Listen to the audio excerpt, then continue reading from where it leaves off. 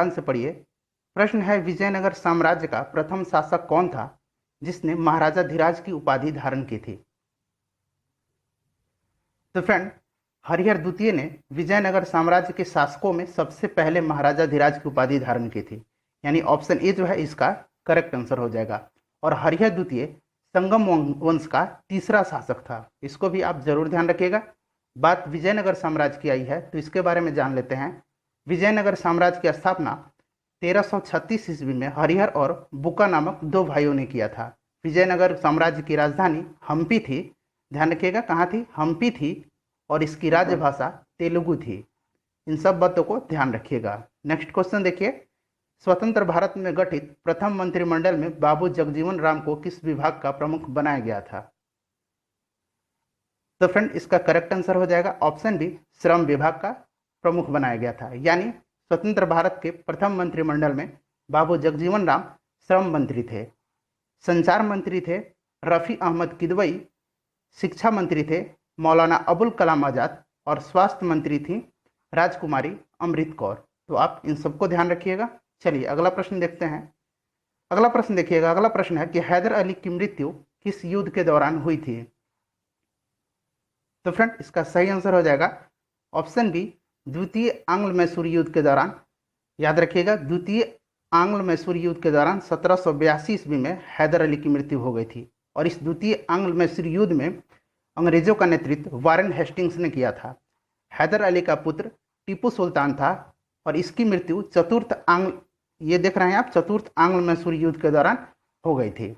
और चतुर्थ आंग्ल मैसूर युद्ध में अंग्रेजों का नेतृत्व किसने किया था? लॉर्ड वेलेजली ने। अगला देखिए, मानव शरीर में हीमोग्लोबिन का प्रमुख कार्य क्या है? तो इसका करेक्ट आंसर है ऑप्शन ए, ऑक्सीजन का परिवहन। नेक्स्ट क्वेश्चन है, किस अधिनियम के तहत भारत के गवर्नर जनरल को अध्यादेश जारी करने की शक्ति प्रदान की गई थी? तो इसका करेक्ट आंसर हो जाएगा ऑप्शन ए, भारतीय परिषद अधिनियम 1861 के तहत पहली बार अध्यादेश जारी करने की शक्ति गवर्नर जनरल को प्रदान की गई थी। तो ध्यान रखिएगा, भारतीय परिषद अधिनियम 1861। नेक्स्ट क्वेश्चन देखिए, नेक्स्ट क्वेश्चन है, निम्नलिखित में से कौन नीलगिरी तथा अन्नामलाई पहाड़ी के मध्य स्थित है? तो फ्रेंड, इसका सही आंसर हो जाएगा ऑप्शन ए, पाल घाट। एक इंपॉर्टेंट पॉइंट ध्यान रखिएगा, पाल घाट गैप पश्चिम और पूर्वी घाट का मिलन स्थल है। नेक्स्ट क्वेश्चन देखिए, नेक्स्ट क्वेश्चन है, भारत की निम्नलिखित में से ऐसी कौन सी नदी है जो कर्क रेखा को 2 बार काटती है? तो फ्रेंड, भारत की माही नदी जो है ये कर्क रेखा को 2 बार काटती है। ध्यान दीजिएगा, लिम्पोपो नदी यह दक्षिण अफ्रीका की नदी है, यह मकर रेखा को 2 बार काटती है। कांगो नदी या फिर जायरे नदी विषुवत रेखा को 2 बार काटती है। तो आप ध्यान रखिएगा। अगला प्रश्न देखते हैं, पेरू और बोलिविया की सीमा पर कौन सी झील स्थित है जो विश्व की सबसे ऊंची नौकागम्य झील के रूप में प्रसिद्ध है? तो फ्रेंड, इसका सही आंसर है ऑप्शन डी, टीटीकाका झील। याद रखिएगा, टीटीकाका झील विश्व की सबसे ऊंची झील है। अगला प्रश्न देखिए, अगला प्रश्न है कि निम्नलिखित में से कौन सही सुमेलित नहीं है? तो फ्रेंड, इसमें सही सुमेलित नहीं है ऑप्शन ए। आप ये देख रहे हैं, ये घास के मैदान हैं और ये उनसे संबंधित देश दिया हुआ है। तो वेल्ड जो है ये दक्षिण अफ्रीका में है। इस तरह से देखा जाए तो ऑप्शन ए जो है इसका करेक्ट आंसर हो जाएगा। अगला प्रश्न देखिए, अगला प्रश्न है, भारत में क्रिकेट के लिए राष्ट्रीय शासी निकाय के रूप में प्रसिद्ध भारतीय क्रिकेट कंट्रोल बोर्ड का गठन कब किया गया? तो फ्रेंड, बीसीसीआई का गठन किया गया है वर्ष 1928 में। याद रखिएगा, वर्तमान में बीसीसीआई के सचिव हैं जय शाह और अध्यक्ष हैं सौरभ गांगुली। नेक्स्ट क्वेश्चन देखते हैं, कपड़ों से स्याही के धब्बे हटाने में किस अम्ल का प्रयोग किया जाता है? तो इसका सही आंसर हो जाएगा ऑप्शन डी, ऑक्जेलिक अम्ल का। अगला प्रश्न देखते हैं, निम्नलिखित में से कौन सी गर्म जलधारा है? फ्रेंड्स, इस तरह के प्रश्न काफ़ी इंपॉर्टेंट होते हैं और अक्सर एग्जाम में पूछ लिए जाते हैं। तो फ्रेंड, इसमें से पूछा जा रहा है कि कौन सी गर्म जलधारा है। तो याद रखिएगा, इसका सही आंसर क्या हो जाएगा ऑप्शन बी, एल नीनो धारा। यह प्रशांत महासागर की गर्म जलधारा है। उसके बाद आप देख रहे हैं कैलिफोर्निया धारा, यह भी प्रशांत महासागर की धारा है, लेकिन यह ठंडी जलधारा है। हम्बोल्ट जलधारा, यह भी प्रशांत महासागर की ठंडी जलधारा है। उसके बाद यहाँ देख रहे हैं लेब्राडोर, यह अटलांटिक महासागर की ठंडी जलधारा है। तो आप इन सबको ध्यान रखिएगा। नेक्स्ट क्वेश्चन देखिए। नेक्स्ट क्वेश्चन है H1N1 विषाणु निम्नलिखित में से किस एक बीमारी से संबंधित है? तो इसका सही आंसर हो जाएगा ऑप्शन बी, स्वाइन फ्लू। ध्यान रखिएगा। उसके बाद ये बर्ड फ्लू से भी प्रश्न पूछा जाता है। तो बर्ड फ्लू का जो विषाणु है उसका नाम क्या है? उसका नाम है, आपको ध्यान रखना, H5N1। ठीक है फ्रेंड्स, चलिए अगला प्रश्न देखते हैं। ध्यान रखिएगा, H1N1 स्वाइन फ्लू का है और H5N1 बर्ड फ्लू का है। नेक्स्ट क्वेश्चन है ease of doing business report निम्नलिखित में से कौन जारी करता है? तो फ्रेंड ये करता है विश्व बैंक। और ease of doing business report में 2019 में भारत की रैंक कितनी थी? भारत की रैंक 63 थी और प्रथम स्थान पर न्यूजीलैंड रहा था। नेक्स्ट क्वेश्चन है संविधान के प्रावधानों के अंतर्गत पंचायत चुनाव कराने का निर्णय किया जाता है? तो फ्रेंड पंचायत चुनाव का जो अधिकार है वो किसके पास होता है? राज्य सरकार के पास होता है। ऑप्शन डी जो है इसका करेक्ट आंसर होगा। नेक्स्ट क्वेश्चन देखिएगा, लोकसभा और राज्यसभा की संयुक्त बैठक आहूत की जाती है? तो फ्रेंड ध्यान से पढ़िएगा, ये आहूत की जाती है राष्ट्रपति के द्वारा, लेकिन इस बैठक की अध्यक्षता लोकसभा के अध्यक्ष के द्वारा की जाती है। और संयुक्त अधिवेशन की व्यवस्था संविधान के अनुच्छेद 108 में किया गया है इसका वर्णन। ठीक है फ्रेंड्स, नेक्स्ट क्वेश्चन देखिए। नेक्स्ट क्वेश्चन है भारतीय संविधान की 10वीं अनुसूची संबंधित है? मोस्ट वीवीआई प्रश्न है। तो फ्रेंड 10वीं अनुसूची जो है ये दल बदल से संबंधित है, इंपॉर्टेंट है, आपको ध्यान रखना है। 10वीं अनुसूची संविधान में 52वें संविधान संशोधन 1985 ईस्वी के द्वारा जोड़ा गया था। तो आप इसको भी जरूर ध्यान रखिएगा। नेक्स्ट क्वेश्चन कर लेते हैं, बराक 8 मिसाइल किस प्रकार की मिसाइल है? तो फ्रेंड ये बराक 8 मिसाइल जो है यह सतह से हवा में मार करने वाली मिसाइल है। और ध्यान रखिएगा यह भारत और इजराइल की संयुक्त परियोजना है। किस देश की? भारत और इजराइल की। आप यहाँ बराक देखकर अमेरिका बिल्कुल मत लगाइएगा, भारत और इजराइल की यह संयुक्त परियोजना है और यह सतह से हवा में मार करने वाली मिसाइल है। नेक्स्ट क्वेश्चन देखिएगा। नेक्स्ट क्वेश्चन है भारतीय संविधान के किस अनुच्छेद में CAG, जिसको शॉर्ट में कैग कहा जाता है, उसके पदों का प्रावधान निहित है? तो फ्रेंड CAG का फुल फॉर्म होता है controller auditor general of India. Hindi में इसको नियंत्रक एवं महालेखा परीक्षक कहा जाता है। और इसके पद का जो प्रावधान है वो है संविधान के अनुच्छेद 148 में। CAG की नियुक्ति राष्ट्रपति के द्वारा की जाती है और इसका कार्यकाल 65 वर्ष की आयु या 6 वर्ष जो भी पहले पूरी हो जाए वह अवकाश ग्रहण कर लेता है। नेक्स्ट क्वेश्चन देखिएगा। नेक्स्ट क्वेश्चन है त्रिस्तरीय पंचायती राज व्यवस्था को सर्वप्रथम किन 2 राज्यों ने एक साथ अपनाया था? तो फ्रेंड आप सभी जानते हैं कि पंचायती राज की शुरुआत कब हुई थी? 2 अक्टूबर 1959 ईस्वी को भारत के प्रथम प्रधानमंत्री पंडित जवाहरलाल नेहरू के द्वारा राजस्थान के नागौर जिले से हुआ था। और 11 अक्टूबर 1959 को पंडित नेहरू ने आंध्र प्रदेश में पंचायती राज की शुरुआत की थी। तो सही आंसर क्या हो जाएगा? ऑप्शन सी, राजस्थान एवं आंध्र प्रदेश। नेक्स्ट क्वेश्चन देखिएगा। नेक्स्ट क्वेश्चन है RNA से प्रोटीन बनने की विधि को क्या कहा जाता है? तो फ्रेंड RNA से प्रोटीन बनने की विधि को कहा जाता है ट्रांसलेशन। RNA का फुल फॉर्म होता है, देख लीजिएगा, RNA का फुल फॉर्म होता है ribo nucleic acid. Next question देखिएगा। नेक्स्ट क्वेश्चन है कि निम्नलिखित में से किसे नोबल का तेल भी कहा जाता है? तो फ्रेंड ये कहा जाता है ट्राई नाइट्रोग्लिसरीन को, यानी ऑप्शन ए जो है इसका करेक्ट आंसर होगा। ध्यान रखिएगा TNG को, इसको शॉर्ट में TNG कहा जाता है, ट्राई नाइट्रोग्लिसरीन। यह डायनामाइट बनाने का काम आता है। अब बात आई है डायनामाइट की, तो इसके बारे में भी जान लीजिए। डायनामाइट की खोज अल्फ्रेड नोबल ने 1863 ईस्वी में किया था। इसको भी जरूर ध्यान रखिएगा।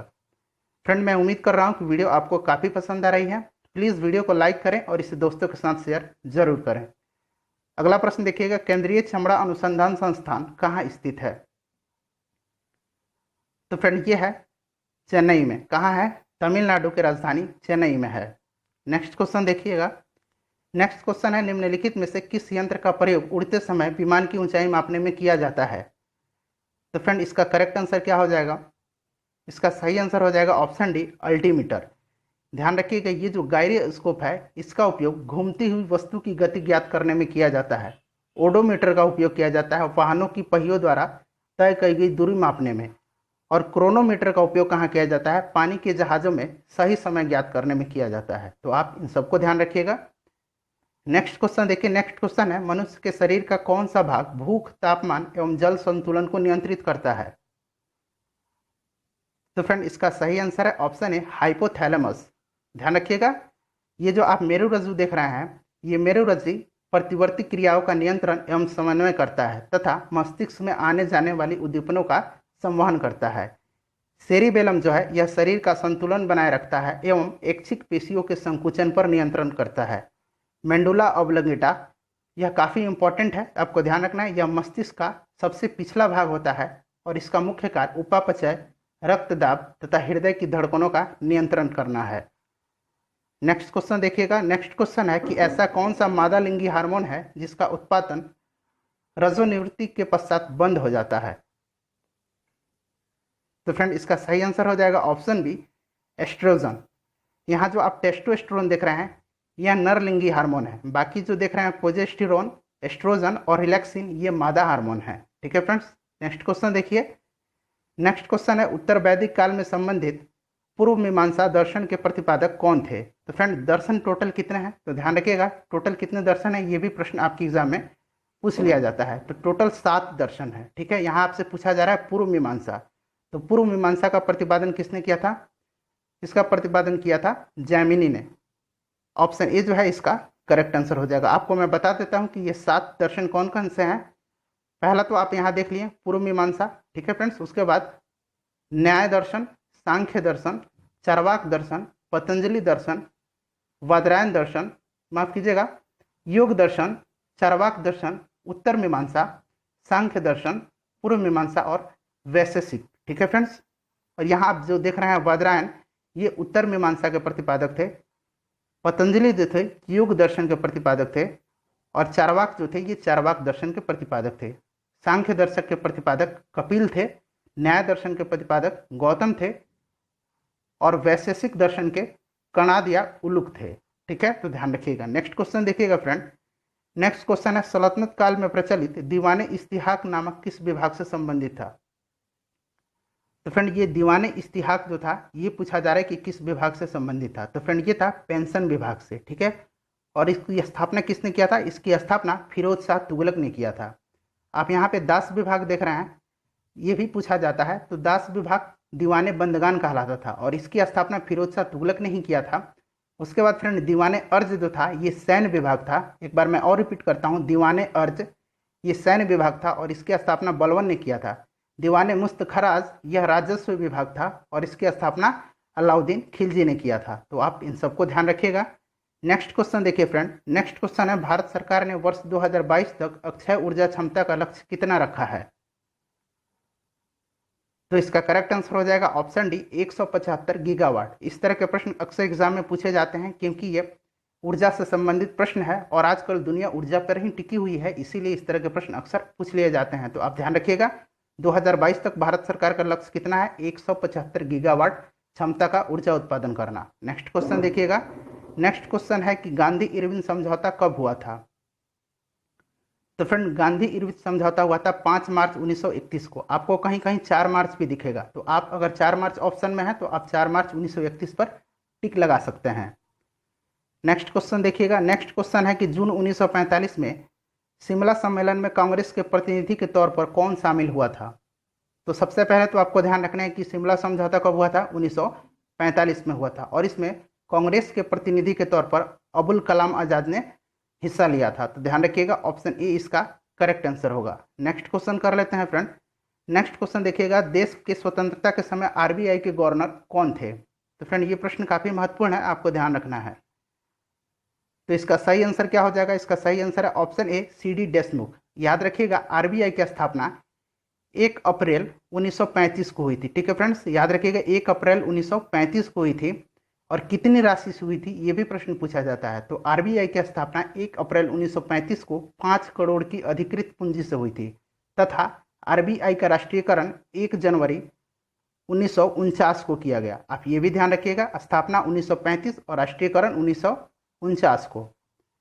नेक्स्ट क्वेश्चन देखिएगा, नेक्स्ट क्वेश्चन है कि भारत में सर्वप्रथम शून्य आधारित बजट किसने प्रस्तुत किया था?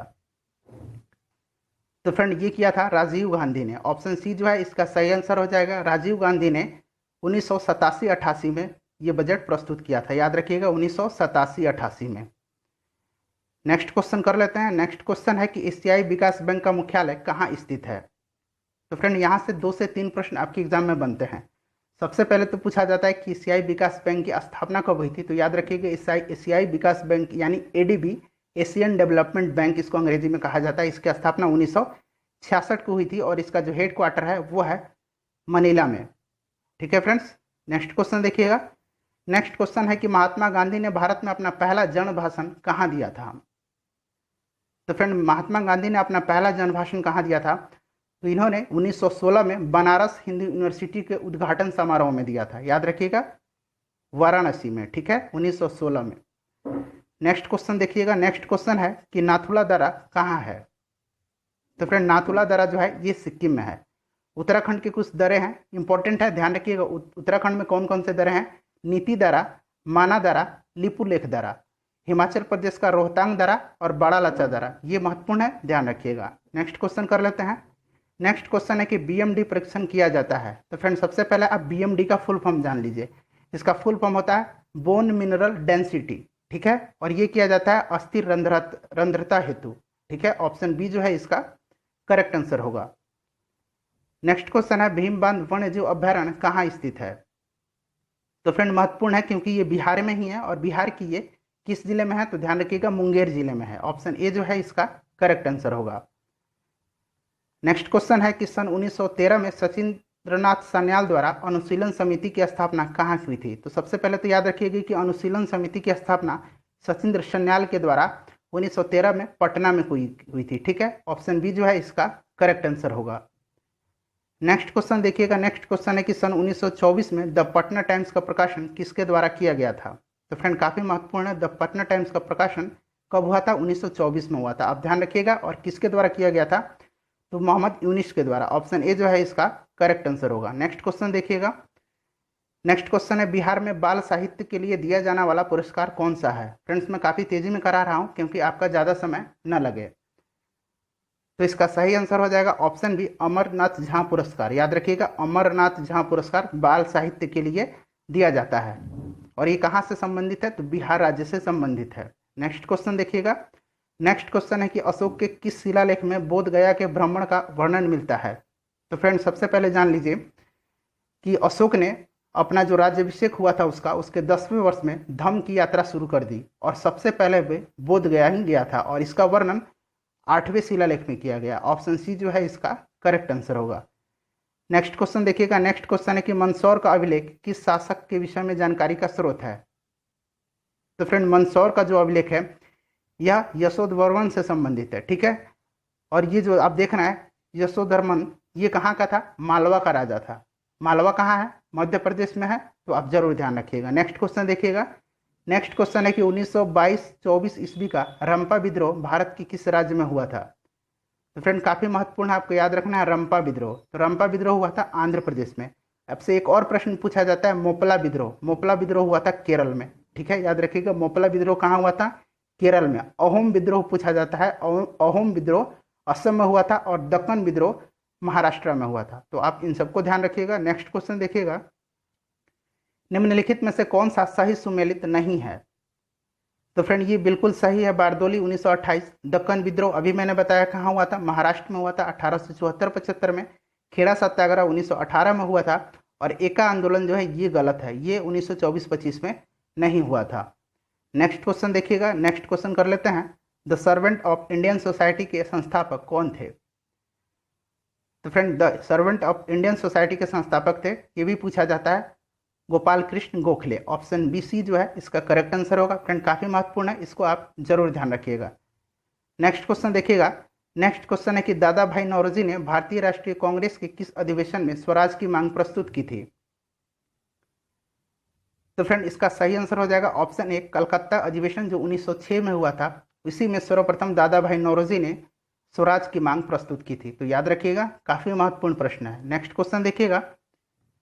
नेक्स्ट क्वेश्चन है कि अहोम विद्रोह किस राज्य में हुआ था। अभी मैंने बताया फ्रेंड आपको अहोम विद्रोह कहाँ हुआ था, ये असम में हुआ था।